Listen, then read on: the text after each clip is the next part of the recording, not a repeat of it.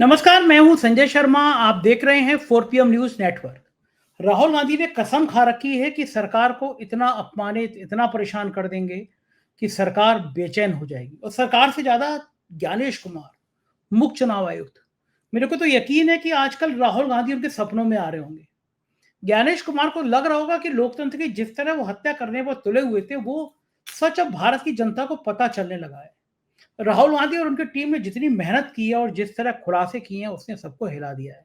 अभय दुबे जी ने कहा कि ये बात बिल्कुल ठीक है कि कश्मीर से कन्याकुमारी तक एक चेतना का विकास तो हो गया कि हो क्या रहा है। वो शानदार बातचीत है। मैं लेके चलता हूं सीधा अभय दुबे जी के पास राजनीति की इस चर्चा में, और क्यों सऊदी अरब पाकिस्तान के साथ खड़ा हो गया, जो भारत का दोस्त कहलाता था। इन सब चीजों पे विस्तार से बातचीत है। चैनल को सब्सक्राइब करिए, ज्वाइन करिए। चलते हैं अभय जी के 4 PM न्यूज नेटवर्क में। बहुत बहुत स्वागत है अभय दुबे जी आपका। राहुल गांधी ने तो सच में आज कमाल कर दिया, दिखा दिया कि यहाँ बटन दबाओ, वहां वोट डिलीट हो जाएंगे। जो लोग बार बार ईवीएम पर सवाल उठाते थे, सैम पित्रोदा जी ने मुझे कई बार कहा कि भाई इलेक्ट्रॉनिक चीजें हैं, बहुत कुछ मैनिपुलेशन हो सकता है। राहुल गांधी ने साबित कर दिया। उसके बाद कर्नाटक सीआईडी भी अब कूद पड़ी। कर्नाटक की सरकार चुनाव आयोग के पीछे लग गई। जो काम एजेंसियों का अब तक बीजेपी करती थी, अब चुनाव आयोग को समझ में आ गया। और मेरे ख्याल से ज्ञानेश कुमार को सपने में भी राहुल गांधी नजर आने लगेंगे, क्योंकि वो ज्ञानेश कुमार को समझ आ रहा है कि लोकतंत्र के संग खिलवाड़ करने का नतीजा क्या होता है। मोदी जी जिंदगी भर देश के प्रधानमंत्री नहीं रहेंगे, भारतीय जनता पार्टी हमेशा हुकूमत में नहीं रहेगी, लेकिन लोकतंत्र जिंदा रहेगा। और लोकतंत्र के संग जिस तरह हत्या करने का, लोकतंत्र को खत्म करने का कुचक्र रचा गया, अब तो राहुल गांधी ने आह्वान कर दिया, ट्वीट कर दिया कि देश के स्टूडेंट, देश के जैन जी, ये लोग बचाएंगे सारे लोग। बहुत बड़ी बात कही है राहुल गांधी ने। और मैं समझ रहा हूं कि देश के लोगों के जनमानस में ये बात आने लगी है कि असली खेल वोटों का है, हजारों लाखों वोट जोड़ने का, काटने का। अब क्या मोदी जी और चुनाव आयोग मिलके इस जनमानस की धारणा बदल पाएंगे? क्या लगता है आपको पूरे घटनाक्रम पर? देखिए, राहुल गांधी की आज इंदिरा भवन में ये जो दूसरी प्रेस कॉन्फ्रेंस हुई, जो हाइड्रोजन बम तो नहीं थी, लेकिन मैं तो ये कहूंगा कि उस एटम बम से आगे एक दूसरा एटम बम था। हाइड्रोजन बम तो अभी आएगा, राहुल गांधी ने कहा। इसकी जो सबसे महत्वपूर्ण बात मुझे लगी, बहुत महत्वपूर्ण बातें बहुत सी हैं, सभी का उल्लेख करना चाहिए, मैं करूंगा भी एक एक करके। लेकिन जो सबसे ज्यादा महत्वपूर्ण बात लगी वो ये लगी कि राहुल गांधी दरअसल ये कह रहे हैं कि 2014 के बाद में इस सरकार, भारतीय जनता पार्टी की जितनी भी जीतें हैं वो सब संदिग्ध हैं। कोई भी ईमानदार तरीके से वो चुनाव नहीं जीती है। या तो वोट काट के चुनाव जीती है या वोट जोड़ के चुनाव जीती है। काटे भी गलत तरीके से वोट हैं और जोड़े भी गलत तरीके से वोट हैं। और इन दोनों कामों को करने के लिए इन लोगों ने शुरू से ही, पहले दिन से, सत्ता में आने के तुरंत बाद, भाई सत्ता में तो आ गए, क्यों कांग्रेस के खिलाफ नाराजगी थी, सत्ता में आ गए, 10 साल से कांग्रेस हुकूमत में थी, नाराजगी थी। और उसके बाद एंटी करप्शन मूवमेंट की वजह से भी कुछ नाराजगी असली तरीके से या नकली तरीके से बढ़ा दी गई थी। बहरहाल कांग्रेस सब सत्ता से च्युत हो गई, गद्दी से हट गई। जैसे ये लोग सत्ता में आए, इन्होंने तुरंत ये जुगाड़ कर दी कि करना शुरू कर दी, अब सत्ता से कभी बाहर ना जाए। और उसके लिए उन्होंने इन हथकंडों को ईजाद किया उन्होंने। और पहले दिन से ही धीरे धीरे करके ये एक सिस्टम, एक तंत्र बना रहे थे, जिससे बहुत चालाकी से लोगों की समझ में भी ना आए कि ये सब कैसे क्या हो रहा है, और ये हो भी जाए। और जैसे कि जो जो एटम बम फोड़ा था, तो जो महादेवपुरा में बताया राहुल गांधी ने, वो यही था कि भाई 4 कॉन्स्टिट्यूंसी में, 5 कॉन्स्टिट्यूंसी में हार जाओ, लेकिन एक में स्वीप कर दो, एक 5 कॉन्स्टिट्यूंसी को छोड़ दो उनके हाल पे, हारे से जीते, एक पे ध्यान केंद्रित करो, सारी बदमाशी एक ही में करो, और उसमें जो है सारे वोट ले लो, लाख वोट से आगे आगे निकल जाओ, बाकी जगहों पे सही टक्कर होने दो। एक तो तरीका ये है। दूसरा तरीका उन्होंने ये बताया कि विपक्षी, यानी जो भाजपा की विपक्षी पार्टियां हैं, उनके जो प्रभाव वाले बूथ हैं, उन बूथों के ऊपर फोकस करो, और उन बूथों में कोशिश करो कि वो वोट जो कि नहीं मिलते हैं भाजपा को, उन वोटों का एक बड़ा हिस्सा काट दिया जाए। और उसके लिए एक डिजिटल फ्रॉड किया जाए। ये बिल्कुल जामताड़ा ऐसा है। आपने जामताड़ा सीरियल देखा होगा। जामताड़ा की घटना अखबारों में खबर के तौर पर छप भी चुकी है।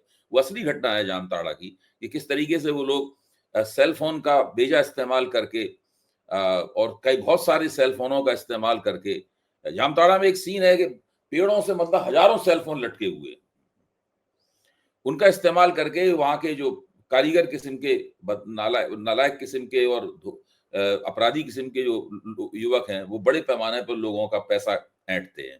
यहां वोट ऐंठा जा रहा है।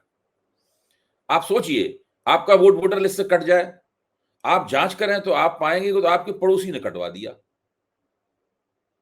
आपको बहुत गुस्सा आएगा। हो सकता है आप गुस्से में तमतमाते हुए जाएंगे, तुम्हारी ये मजाल, तुमने हमारे वोट काटने के लिए अर्जी दी ऑनलाइन और मेरा वोट कट गया उसकी वजह से। पड़ोसी का क्या बात कर रहे हो भाई, हम तो लोग साथ साथ खाते पीते बैठते उठते घूमते फिरते हैं, मतलब जो है ये हम कैसे कर सकते हैं, हमें तो पता ही नहीं है। ये तुम्हारा फोन नंबर है कि नहीं? कि हाँ है मेरा फोन नंबर। कि तो इसका कैसे तुम पता चला कि नहीं? तुम्हारे फोन पे ओटीपी पता नहीं क्या, ओटीपी कैसे आया, क्या है, कैसे आया, कॉल सेंटर का इस्तेमाल हुआ, क्या प्रपंच है आप सोचिए। मैंने तो नहीं सोचा था कि ये सब किया होगा, और राहुल गांधी ने वो खोज निकाला जिसको हम लोग सोच भी नहीं पा रहे थे। और ये उन्होंने बहुत अच्छा कहा कि कभी कभी एक छोटी सी गलती जो है एक बहुत बड़ी चोरी या किसी बड़ी ठगी का जो है वो रहस्य खोल देती है। भाई वो एक बीएलओ थी लड़की, उसने देखा कि उसके रिश्तेदार का वोट कट गया, तो उसने पता लगाया तो धीरे धीरे करके ये एक सिलसिला निकला और भेद खुलता चला गया।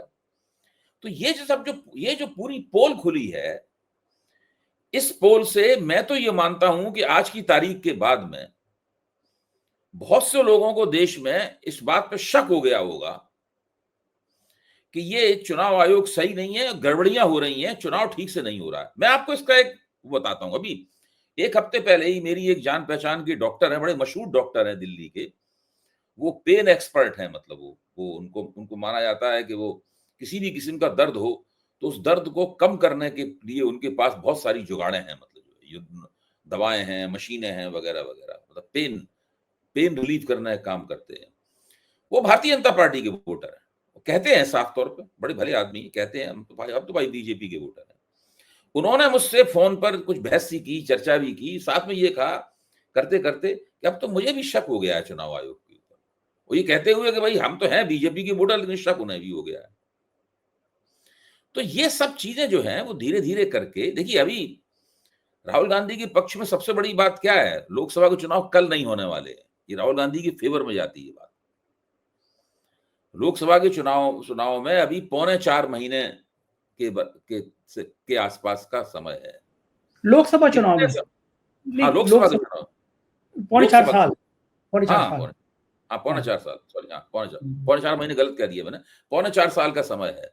तो 3.25 साल तक राहुल गांधी लगातार इन चीजों को अपने धीरे धीरे बम्बार्डमेंट करते रहेंगे, तरह तरह के बम फोड़ते रहेंगे।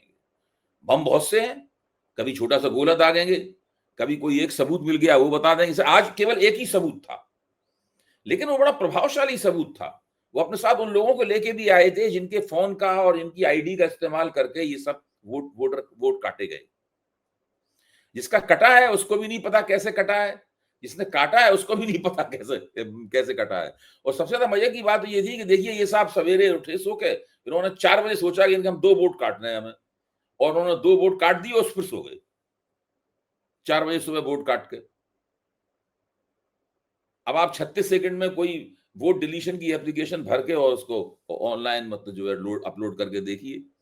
तो ये सब बातें बताती हैं कि किस तरीके से एक सेंट्रलाइज्ड किसी एक जगह पर बैठे हुए लोग जो इस आईटी के फ्रॉड में और इस पूरी प्रक्रिया में माहिर हैं, वो सब मिलके ये तिकड़म लगातार करते रहते हैं हर वक्त। हम और आप बात कर रहे होंगे तब भी किसी ना किसी बूथ पे को आइडेंटिफाई करके उसके लिए ये काम चल रहा होगा। अच्छा, ये इसलिए संभव हो पाता है काम क्योंकि जो ईवीएम है, इलेक्ट्रॉनिक वोटिंग मशीन है, हम लोग सब इस बात को जानते हैं और चर्चा ही पहले कर चुके हैं कि उसमें काउंटिंग इस तरीके से होती है, उससे पता लग जाता है कि कौन से बूथ पे कौन सा बूथ किस पार्टी की तरफदारी करता है। मतलब वोटों की गोपनीयता भंग उससे हो जाती है, हम लोग इस बात को जानते हैं इस बात को। तो उसी में आप तय कर लेते हैं कि भाई, अब जैसे कि ये बात होती नहीं कि अमित शाह ने गुप्त रूप से नीतीश कुमार के साथ कमरे में बातचीत की, सूत्रों द्वारा हमारे प्रिय संवाददाताओं को ये पता चला है कि वो उन 20 सीटों के बारे में चर्चा कर रहे थे जिन पे वो पिछली बार हार गए थे या उनके लिए कमजोर मानी जाती हैं 20 सीटें। ये सारे की सारी चुनाव रणनीतियां बननी ही तब से शुरू हुई हैं जब से ईवीएम आई है। ईवीएम से पहले सब चुनाव रणनीतियां इस तरह नहीं होती थी, क्योंकि बूथ वाइज कार्यकर्ताओं की रिपोर्ट से तो मिलता था कि भाई इस बूथ पे हम कमजोर रहे, उस बूथ पे हम मजबूत रहे, लेकिन उसके ठोस प्रमाण काउंटिंग में उपलब्ध नहीं होते थे, क्योंकि सारे कागज के वोट मिला दिए जाते थे, फिर उनको हाथ से यूं कर। मैंने खुद देखा है इस पूरी प्रक्रिया को अपनी आंखों से। 77 के चुनाव में मैंने खुद देखा है, एक युवा कार्यकर्ता के तौर पर यूं मिलाए जाते हैं, फिर उसमें हर पार्टी गड्डियां बनाई जाती हैं, एक साथ गड्डी गिन ली जाती है, उससे तय होता है कौन सी पार्टी जीत रही, कौन सी हार गई, किसको कितने वोट मिले। वो सब हो नहीं गया है। अब तो पता लगता है कि एक बूथ के ऊपर बीजेपी को इतने मिले, इस कांग्रेस को इतने मिले, समाजवादी पार्टी को इतने मिले, सबको इतने मिले, सबके अलग अलग करके वोट आते हैं, उसी तरह हमारे पास वोट पहुंचते हैं। तो इससे करके ये बहुत सारे तरह तरह के फ्रॉड और चुनाव प्रक्रिया को गड़बड़ विकृत करने की तमाम तरकीबें ईजाद हुई, और इन तरकीबों को ईजाद करने में भारतीय जनता पार्टी को स्वर्ण पदक प्राप्त होना चाहिए, और उनको विश्व तो निश्चित रूप से हम लोगों को भारतीय जनता पार्टी को स्वर्ण पदक दे देना चाहिए। क्योंकि जो तमाम तरह के और पाखंड नैरेटिव, मोदी जी अपनी मां का पिंडदान करेंगे, ये करेंगे, वो करेंगे, ये सब ड्रामेबाजी तो चली रही है अलग। ये ड्रामेबाजी छोड़ दीजिए, ये तो बाकायदा हम वोटों को काट देंगे, अपना समर्थक वोट जोड़ देंगे, आपका समर्थक वोट काट देंगे उसके अंदर से। अच्छा, इसके बावजूद भी भाजपा चुनाव हार जाती है। जैसे कर्नाटक है, कर्नाटक में आपने ये किया, उसके बावजूद जिस निर्वाचन क्षेत्र की बात की जा रही है, उस निर्वाचन क्षेत्र पे कांग्रेस का कैंडिडेट जीता था। आपने जो वोट काटे, मतलब जो है वोट काटने के बावजूद भी आप चुनाव नहीं जीत पाए, क्योंकि वो आपके खिलाफ एंटी इनकम्बेंसी बहुत थी, बहुत ज्यादा वोट काटे पड़ गए आपके ऊपर, आपके खिलाफ 2000 तो 600 वोट काट, कहां जीतोगे आप? मतलब तो ये अंतर जब आपने अपने वोट काट ली, जिस दिन कड़ी टक्कर होगी उस दिन आप जीत जाएंगे उसका पैर उठाकर। प्रश्न ये नहीं है कौन जीत रहा है कौन हार रहा है, प्रश्न ये है कि चुनाव ईमानदारी से होना चाहिए, कोई भी जीते कोई भी हारे। भाजपा 100 बार जीते, एक बार भी ना हारे, लेकिन ईमानदारी से जीते। और मेरा तो सबसे बड़ा मानना यह है कि राहुल गांधी की पूरी प्रेस कॉन्फ्रेंस में, इसमें बहुत मनोरंजक भी थी, देखिए बहुत इंटरटेनिंग थी। वो पत्रकार जो बैठे उनके चेहरे के आप देखिए, एक भी सारे पत्रकार भी बिल्कुल एकदम सन्न थे कि क्या हो रहा है। भाई कर्नाटक की सीआईडी चुनाव आयोग को बार बार लिख रही है, 18 बार लिखा गया, आप इन बातों का जवाब दीजिए, नहीं दे रहा है बंदा जवाब। कर्नाटक का चुनाव आयुक्त लिख रहा है अपने मुख्य चुनाव आयुक्त को, कीजिए, नहीं हो रहा कुछ भी। आप सफाई में केंद्रीय चुनाव आयुक्त कह रहे हैं कि हमने तो इसकी एफआईआर दर्ज करा दी थी। भाई आप एफआईआर दर्ज कराई थी तो आपने कुछ जांच भी करवाई होती। तो ये सब। दूसरे, राहुल गांधी ने बड़ी अच्छे थोड़े थोड़े पटाखे भी छोड़े कि अब तो चुनाव आयोग हमारे जासूस हैं, वहां से खबर मिल रही है, वहां से खबर मिल रही है, अभी रुकेगा नहीं, हम चलाते रहेंगे उसको, वहां से हमें खबरें मिलती रहेंगी और हम तुम्हारे भंडे फोड़ करते रहेंगे।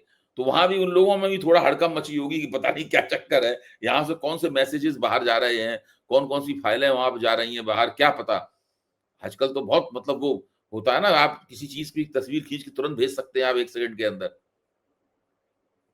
तो पूरा माहौल, एक चुनाव आयोग के अंदर भी बेचैनियां पैदा हुई होंगी इस पूरी प्रेस कॉन्फ्रेंस से, भारतीय जनता पार्टी के अंदर बेचैनियां पैदा हुई होंगी, और सबसे ज्यादा उलझन, और जब दिमाग में उलझन होती है तो मनुष्य सबसे ज्यादा बेचैन होता है, वो तनाव उसके चेहरे पे दिखाया जा सकता है। सारी चीज चलती तो यहीं से है ना, दिमाग से चलती। अगर आपके दिमाग में उलझन है तो आप शांत नहीं रह सकते। जो बीजेपी के वोटर हैं, जो पिछले 3-4 चुनाव से बीजेपी को वोट दे रहे हैं, उन लोगों के दिमाग में मेरा मानना है कि राहुल गांधी ने शक का बीज बो दिया है। बीजेपी के वोटर कोई लोकतंत्र विरोधी वोटर थोड़ी ना है। मैं नहीं मानता हूं बीजेपी को जो वोट देते हैं वो लोकतंत्र के विरोध में है। वो सच्चे मन से बीजेपी को वोट देते हैं। क्या वो चाहते होंगे कि बीजेपी जो है वो फर्जी वोट पाकर और ये सब बेईमानी करके चुनाव जीते? नहीं, वो चाहते हैं बीजेपी जीते, वो सच्चा वोट देते हैं, सच्ची तरीके से बीजेपी जीते। अगर उनको लग गया कि बीजेपी को तो फर्जी वोट से जीतना है, तो सोच सकते हैं भाई फर्जी वोट से जीत जाओ, हम क्यों वोट दें? हम या तो घर बैठेंगे, हम कांग्रेस को वोट नहीं देना चाहते तो वोट डालने नहीं आएंगे, या हम नोटा कर देंगे, या हम बहुत ज्यादा नाराज हुए तो हम कांग्रेस को ही वोट दे देंगे, या जो भी गैर बीजेपी उम्मीदवार होगा उसको वोट दे देंगे। बीजेपी को हम वोट क्यों दें? पिछली बार जो मोदी जी के दावे थे कि आना तो मोदी को ही है और 400 से ज्यादा सीटें आनी है, तो बहुत सारे वोटरों ने तो ये सोचा कि भाई जीत जब इसी की दम पे सब कुछ होना है तो इसी पे छोड़ दो। हम लोग इन बातों में चर्चा भी करते थे, आपको याद होगा। जीत लो, तुम ही जीत लो। हाँ हाँ भाई, आप तुम्हारी हमारे जीत वोट पे सब हमारे नाराज वोट थी, भगवान के अवतार हो, जीत लो सारा का सारा, सुदर्शन चक्र चला दो अपना, है तो ये सब जो हो रहा है, ये सब चीजें बैकफायर करती हैं कभी ना कभी, ये बूमरैंग करती हैं कभी ना कभी। चोर जो है वो कितना भी अपने आप को चालाक माने, जैसे राहुल गांधी ने कहा और हम सब लोग भी जानते हैं कि छोटी सी गलती जो है ना, वो उसके पूरी योजना को वो कर देती है, ध्वस्त कर देती है। तो यही सब हुआ है, और ये राहुल गांधी इस तरह के बहुत सारे सबूत जगह जगह से मिलते रहेंगे। और उन्होंने ये भी जोड़ दिया है कि पिछली बार जिस तंत्र के तहत वो वोट जोड़े जा रहे थे, उसी तंत्र वालों, उन्हीं लोगों ने वोट काटे हैं, क्योंकि वो पैटर्न भी एक ही है। वो जेडब्ल्यू वो नाम जो है ना, वो सब एक ही, जो उसमें उस वक्त दिखाई पड़े थे वो अब अभी भी दिखाई पड़ रहे हैं। तो बीजेपी का ये जादू मंत्र जो है, इसका रहस्य जो है वो खत्म हो चुका है। अच्छा भाई, ये कभी तो ऐसा होगा कि सच भी सामने आ सकता है, जिन लोगों से कहा गया होगा कि वोट काटने, एक मशीनरी तो होगी ना, 100 200 500 1000 लोग होंगे, तो आपकी सत्ता है, डर के मारे नहीं बोल रहे हैं। लेकिन कभी तो ऐसा सकता है उसमें से 4-5 लोग आ जाएं, बता दे, पोल पट्टी खोल दे कि हाँ ऐसी हाँ, मशीन ये भी थी, हो सकता है, ये भी, उसके लिए थोड़ा राजनीतिक परिस्थिति में परिवर्तन चाहिए। देखिए, ये जो पूरा मसला खुल रहा है धीरे धीरे करके, जिस दिन भारतीय जनता पार्टी सत्ता से जाएगी, इन लोगों के खिलाफ कि ये लोग साजिश करते थे, बेईमानियां करते थे, इस सबके पुख्ता प्रमाण आने लगेंगे। लोग बाहर निकल निकल कर बयान देने लगेंगे, सबूत पेश करने लगेंगे, फिर अदालतों में इनके खिलाफ मुकदमे दायर होंगे, इनके खिलाफ मुकदमे चलेंगे, इनको जमानतें लेनी पड़ेंगी, जमानत मिलेगी कि नहीं मिलेगी, ये सब बहुत, देखिए ये लोग, इसीलिए ये लोग बहुत डरे रहते हैं सत्ता किसी तरह हाथ से ना निकल जाए, क्योंकि इन्होंने इसीलिए सब, दूसरों के साथ सलूक किया है, वो सलूक तो इनके साथ भी होगा। हाँ ठीक बात है, इसीलिए सब साजिशें, सब तैयारी करते रहते हैं। सब तैयारी हो रही है बहुत। और अच्छा, ये, इस जी इस जी जी प्रेस बोलिए। कॉन्फ्रेंस के बाद, इस खुलासे के बाद जो राहुल गांधी एक एक करके कर रहे हैं, हम्म। ज्ञानेश कुमार की मन स्थिति पे क्या असर पड़ रहा होगा, या बाकी जो चुनाव आयोग में अफसर हैं उनकी मन स्थिति पे क्या असर पड़ रहा होगा, देखिए, डर लग रहा होगा तो? या तो वो लोग राष्ट्रीय स्वयंसेवक संघ की विचारधारा में दीक्षित हिंदुत्ववादी हैं, तो उनके ऊपर कोई असर नहीं होगा। वो तो क्या सोचेंगे, हम तो अपना विचारधारात्मक कर्तव्य पूरा कर रहे हैं, जो होगा सो देखा जाएगा। वो तो उनके दिमाग में विचारधारा का इंजेक्शन लगा हुआ है, वो इसके अलावा और कुछ सोच नहीं सकते। उन्होंने एक खास चश्मा पहन रखा है, उन्हें वही रंग दिखाई पड़ रहा है जो वो रंग देखना, चश्मे के जरिए देखना चाहते। एक तो बात ये है, अगर ऐसी बात नहीं है तब फिर ये सब लोग अपने आप को फंसा हुआ महसूस कर रहे होंगे, लेकिन अब पीछे मुड़ने की गुंजाइश नहीं है इनके लिए कोई। ये इतनी दूर तक आगे निकल गए हैं कि अब ये पीछे नहीं मुड़ सकते। ऐसा नहीं हो सकता ज्ञानेश कुमार निकल के आए कि हम अपना गलती स्वीकार करते हैं, हम त्यागपत्र देते हैं, हम प्रायश्चित करने के लिए जो है वो वानप्रस्थ ले रहे हैं। हाँ, पाकिस्तान में हुआ था ऐसा। तो अब ये सब कर पाने की स्थिति में है नहीं ये। अच्छा, इसके लिए बहुत नैतिक कलेजा भी चाहिए, वो किसके पास होता है, और इन लोगों के पास तो हो भी नहीं सकता। तो बिहार के चुनाव से ठीक पहले ये एक एक करके चीजें सामने आ रही हैं, तो क्या लगता है कि बिहार में अब ये क्या चेतना जगेगी कि जो वोट डालने में उदासीन रहते हैं, वो लोग भी सोचेंगे भाई इस बार हम वोट, हो सकता है हमारे कट गए हो तो जरूर डालना है इस बार वोट, तो इसका फायदा किसको होगा, देखिए, एनडीए को या?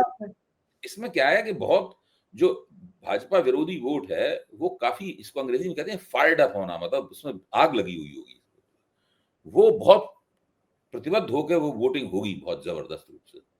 एक भी वोट रह ना जाए, ये ना हो जाए, वो ना हो जाए, चलो इन्होंने 5 वोट काटे होंगे तो हम 10 वोट मोबिलाइज करवा के डलवाएं, ताकि अगर 5 के बजाय 3 और काट लें तब भी 2 वोट हमारे, 2 वोट से हम आगे हो जाएं। ये सब होगा बहुत जम के बिहार में, और लगातार अगर इसी तरीके से ये अपनी मुहिम चलाते रहे तो जो भाजपा समर्थक कार्यकर्ता, वो थोड़ा सा अनमनापन उनमें पैदा होगा। उनको लगेगा कि वो बिल्कुल किनारे कर दिए गए हैं, उनके ऊपर उन्हें शक की निगाह से देखा जा रहा है। ये सब बातें लोगों के दिमाग में पैदा हो सकती हैं, लेकिन ये जो हमला है राहुल गांधी या विपक्ष का, इस हमले को लगातार कायम रखना है। अभी तक तो राहुल गांधी कामयाब है। देखो, हम लोग सोच रहे थे हाइड्रोजन बम आएगा, उन्होंने बीच में एक छोटा सा बम और निकाल लिया। आप सोचिए, यानी इसका मतलब ये है कि वो पेंडिंग अभी एक बम लटका हुआ है ऊपर सिर पे। तो ये जो पूरा राहुल गांधी की शैली है, अच्छी शैली है, मुझे खास बहुत दिलचस्प शैली लग रही है। अच्छा, मेरे ख्याल से पूरे देश में अब उन्होंने माहौल तो बना दिया, कश्मीर से कन्याकुमारी तक। मतलब ये तो हो गया कि भाई बोट चोरी होती है, बोटों में खेल है, मतलब असली खेल जनमानस में नहीं है। ये बात तो आप इसमें क्या स्वीकार होता करते है हैं? कि जो भाजपा जैसी पार्टी और उसके भाजपा तो खैर इतने वो दूसरे बहुत कठोर किस्म के लोग हैं, लेकिन जो दूसरे उनके सहयोगी दल हैं, उन सबको लगने लगा होगा निश्चित रूप से कि हम चुनाव जीतेंगे, तब भी कहा जाएगा कि बेईमानी से जीते, हार गए तो हार ही गए, फिर कौन पूछता है? हार गए तो कौन पूछता है? और जीत गए अगर चुनाव, तो लोग ये कहेंगे कि तो ये एसआईआर करवाई जीतने के लिए, इन्होंने कितनी बदमाशियां की, पता नहीं कितने वोट काटे होंगे, कितने जोड़े होंगे। तो उनको ना जीतने का श्रेय मिलेगा और हारने पे तो कोई श्रेय मिलता ही नहीं। बिल्कुल ठीक बात, बिल्कुल ठीक तो बात है। इन्होंने बता दिया कि भाई इनके दामन पे दाग है, मतलब, और ये उन यही जो खतरा दामन पे दाग इन्होंने छिपा रखे थे वो उन्होंने खोल दिए हैं राहुल गांधी ने, की बात और है। बड़ी अदा से खोले हैं, बड़े दिलचस्प तरीके से खोले हैं, और बहुत मनोरंजक तरीके से खोले हैं, और ऐसे तरीके से खोले हैं कि आपको ये लोग उनके आरोपों का विश्वसनीय और तथ्यात्मक खंडन नहीं कर पा रहे। और अभय जी, आप मेरी बात पे हंसते थे कि जब मैं कहता था कि बुरा वक्त होता है तो ऊंट पर बैठे आदमी को कुत्ता काट लेता है। देखिए, एक उदाहरण और दे रहा हूं मैं आप। जी। बहुत सारे दौरे किए मोदी जी ने सऊदी के, हम्म। वहां के प्रिंस को बुला के बड़े बड़े फोटो खिंचाए, हाथ में हाथ डाल के घूमे। लेकिन बहुत ऐतिहासिक नुकसान होने जा रहा है भारत का कि सऊदी ने पाकिस्तान के साथ समझौता कर लिया है, और समझौता भी किया है कि भाई अगर दोनों देशों में किसी के खिलाफ भी कोई आदमी आक्रमण करेगा तो हम एक दूसरे का साथ देंगे। यानी अगर पाकिस्तान पे ईश्वर ना करे कोई ऑपरेशन सिंदूर जैसी कार्रवाई की जरूरत पड़ी, तो अब सऊदी अरब भी पाकिस्तान के साथ खड़ा होगा। भारत की विदेश नीति एक के बाद एक फेल क्यों हो रही है, और ये सऊदी अरब का पाकिस्तान के साथ खड़े हो जाना, ये इसके पीछे क्या कारण रहा होगा? सऊदी अरब तो बहुत अच्छे संबंध है। हाँ, देखिए इसमें देखने की बात यह है कि जो नरेंद्र मोदी की विदेश नीति के सलाहकार हैं, उनको उन्हें ये समझाना चाहिए था, और नरेंद्र मोदी को खुद भी समझना चाहिए था, उनसे पूछ के बता के, खुद दिमाग लगा के, कि एक इस्लामिक भाईचारा होता है कि नहीं? ये ईसाई देशों वाला मामला नहीं है। ईसाई देश इतने बदल चुके हैं, लेकिन इस्लामिक देशों के अंदर बहुत ज्यादा जबरदस्त भाईचारा है।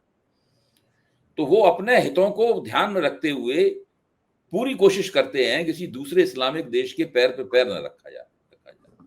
इसीलिए ऑपरेशन सिंदूर में जब युद्ध विराम कराने वाली बात आई, तो उसमें भी सऊदी अरब की भूमिका थी। सऊदी अरब साफ चाहता था कि भाई और थोड़ी देर तक चलता रहा तो पाकिस्तान की ज्यादा पिटाई होगी। पिटाई होनी शुरू हो ही गई थी पाकिस्तान की काफी, तो इसलिए सऊदी अरब ने भी भूमिका निभाई थी उसमें। तो सऊदी अरब तो पहले से ही पाकिस्तान के साथ था। अब तुर्की ऐसा देश जहां पे भूकंप आया था तो भारत ने तुर्की को मदद दी थी।